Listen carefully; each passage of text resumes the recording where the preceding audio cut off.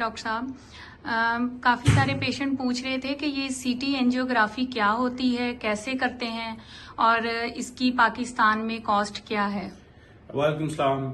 अच्छा जी, CT angiography एक test है जो हम सिटी स्कैन से करते हैं। सिटी स्कैन की मदद से होता है और इससे हम दिल की जो शरियाने हैं और जो दिल का स्ट्रक्चर है, जो उसके वेल्व्स है, उसको देखते हैं। और इसका बेसिकली हम एक डाई होती है जो कंट्रास्ट जिसे हम कहते हैं, वो हम इंजेक्ट करते हैं और मरीज को सिटी स्कैन की मशीन में लिटा देते हैं। और उसके बाद सिटी स्कैन स्टार्ट होता है। मरीज को ये कहते हैं कि आपने थोड़ी देर सांस रोकना है, तो उतनी देर में ये सिटी एंजियो हो जाती है।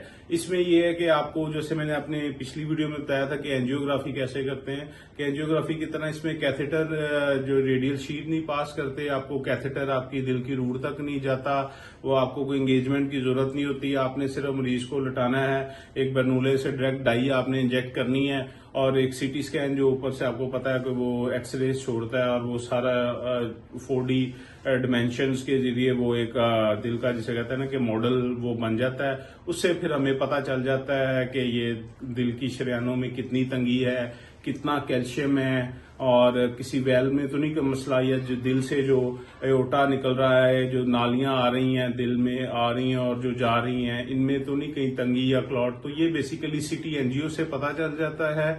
ये एक नॉन इन्वेसिव टेस्ट है। इसकी अगर हम इंडिकेशन की बात करें तो ये क्लास 2A से 2B तक इसको हम वो रेट करते हैं according to patient history and clinical symptoms. और इसकी एक जो सबसे मजे की बात है कि हम ये देखते हैं कि इससे हमें क्रोमरी जो कैल्शियम पता चलता है, उससे हम ये भी प्रेडिक्ट कर सकते हैं कि मरीज को कब दिल का मसला हो सकता है।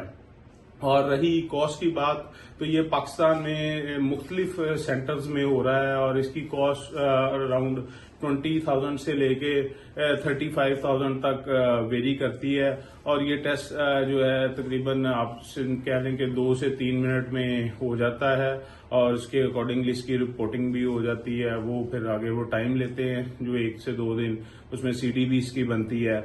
और इसमें जो रिस्क होते हैं कि अगर आप कहें तो एक जैसे अगर डाई कंट्रास्ट हम देते हैं तो कंट्रास्ट एलर्जी हो सकती है और पेशेंट के गुर्दे ठीक होने चाहिए, जो हम कंट्रास्ट देते हैं वो कंट्रास्ट नेफ्रोटॉक्सिक होता है, वो गुर्दों को खराब कर सकता है। तो इसलिए हम मरीज का पहले जो है वो क्रेटिनिन करवाते हैं, वो अगर नॉर्मल हो तो फिर हम ये सिटी एंजियो की तरफ जाते हैं।